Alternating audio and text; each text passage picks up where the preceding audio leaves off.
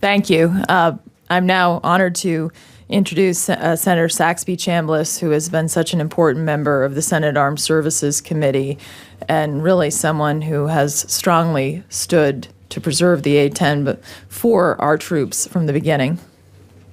Thanks very much, Senator Ayotte, and thank you for your just dogged support of this weapon system for all the right reasons. And I want to quickly say that, you know, the Air Force is in a tough spot. We all know that. We know sequestration is having a huge impact on the budget, and I'm very confident that under the leadership of John McCain on the Armed Services Committee next year, that we're going to make some corrections in sequestration.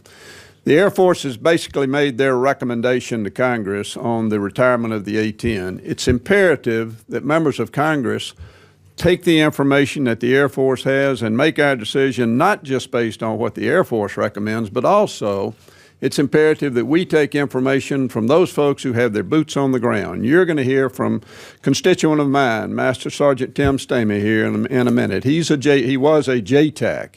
He was responsible for directing close air support to the right location for destruction of the enemy.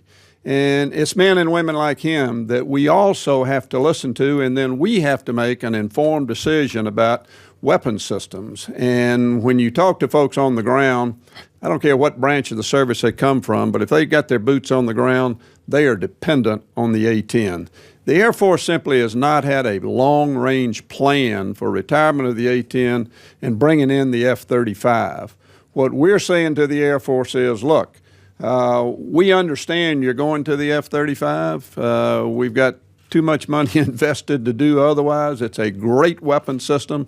But in the meantime, we've got to make sure that whatever venue we're in, and John McCain has hit it on the nose, you tell us where we're going to fight next, we'll tell you what weapon systems we need.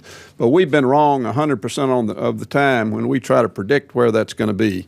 The A-10 is a needed weapon system as we transition to the F-35, and we would be foolish to retire those airplanes at this point in time.